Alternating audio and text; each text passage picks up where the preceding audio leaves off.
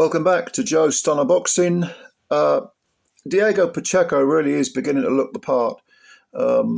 23 years of age, 6'4" super middleweight. He knocks out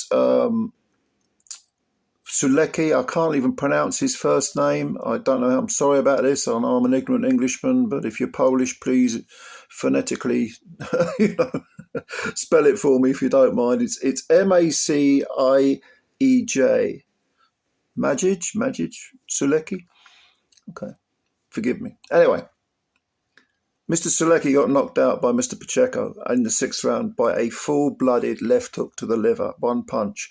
And up to that point, it had not been a bad fight, not been a bad performance by Sulecki, because although he was beginning to ship some serious punishment to the head, he was also very sharp with the left hook counter, and he was landing punches. He did land a few punches and looked dangerous. I mean, Sulecki came in with 32 wins and 2 defeats. The 2 defeats were on points. He'd never been stopped before. One was to Daniel Jacobs back in 2018. That was a unanimous decision, and it was relatively competitive, if I remember rightly. I don't think he was disgraced. He also fought Demetrius Andrade in 2019, but that was one-sided. I think that was for the WBO middleweight title. And then he moved up. To super middle, and hadn't really beaten anyone of note. I mean, they were all sort of, I guess you'd say he's only been at super middle, I think, for maybe a year and a half. But I don't remember him beating anyone of any note. This was a quantum leap up to face, the young Pacheco. Bearing in mind that Mr. Sulecki is 35 years old now. So he had to take that gamble. And even though he's, a decent size for super middleweight, 6'1", is, is a sensible size for a 168-pounder.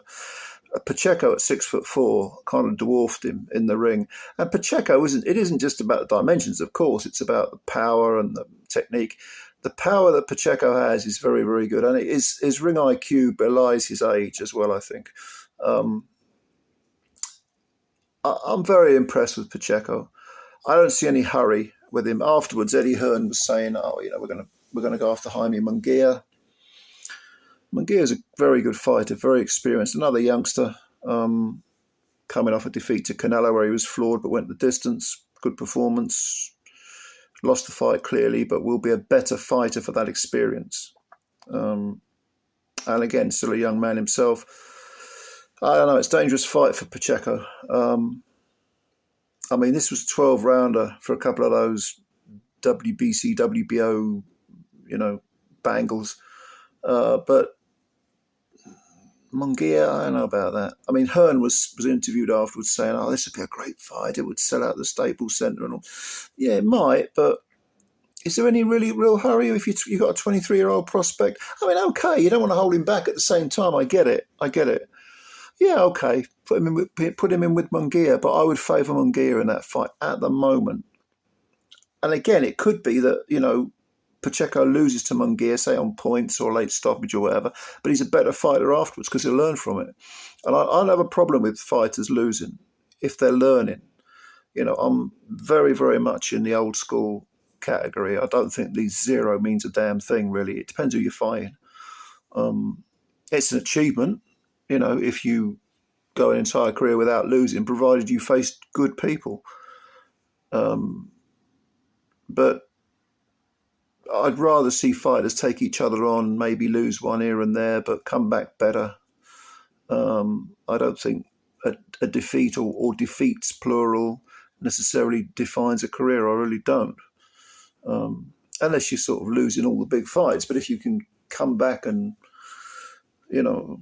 improve and so on and then beat good guys, largely because of the experience you had earlier on in your career, then, of course, it's sometimes in life you have to take a step back to take 2 forward. But Pacheco, I don't know how long he's going to be at 168 anyway, because he is very, very big for the weight, and he looks thin. And at 23, inevitably he'll. I mean, he's not in. You could say he's not even in his prime. I don't think he is in his prime, but physically he will mature into at least a light heavyweight. Probably won't go beyond light heavy. Cruiser's probably a bit too far, but yeah, light heavyweight, definitely, and probably sooner rather than later. I would have thought. Certainly by the time he's about 27, 28, I'd see him as a light heavy. As for Sulecki, at 35, this is kind of I suppose he's really short on options now, isn't he?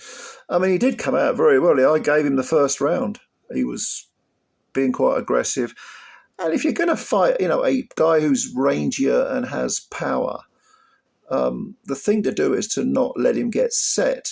And I felt in the first round, Sulecki was doing that. He was putting enough pressure on Pacheco to keep him honest, keep him in his box, Don't let him get any rhythm going.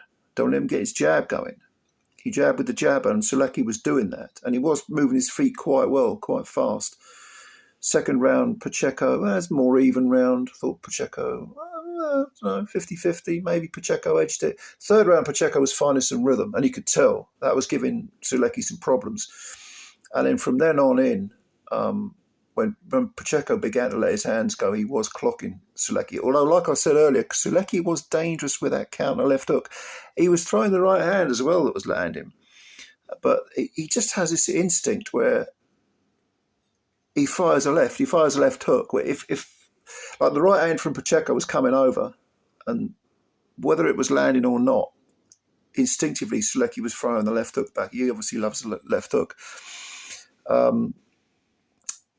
But there's no doubt that as the fight progressed, the weightier punches were coming from Pacheco, and he was when the end came. I mean, one of the most basic moves, certainly that I learned when I was young, is that if you miss with the overhand right or the right cross, you immediately come back with a left hook, and that's precisely what Pacheco did to end the fight, because he threw the right hand, he missed it, but Sulecki ducked. Being the shorter man, he was doing a lot of rolling under the offense, but he missed with the right hand, and he came back with a left hook, but it was to the liver, and it landed absolutely flush on the liver, and down goes Sulecki in a fetal position. Doesn't even look like beating the count. No way, and it's all over in the sixth round. So this is a very good win for Pacheco against a tough guy who'd never been stopped before. Very, very experienced, and be interested to see where he goes next, Pacheco. But he's good. He's a good fighter. Very, very good fighter. Very impressive. So what do you think? What's your opinion of Pacheco, and who do you think he should fight next? Do you agree that Jaime Munguia would be a good option?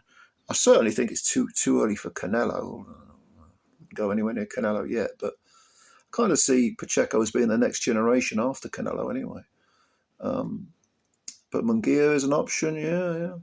He's good. He's in that super middleweight mix, no doubt about it. But leave your comments below. Let me know what you think. And please, if you're new to the channel, subscribe. If you just hit the like button as well, you'd be helping us out a tremendous amount. It costs nothing, takes you a second.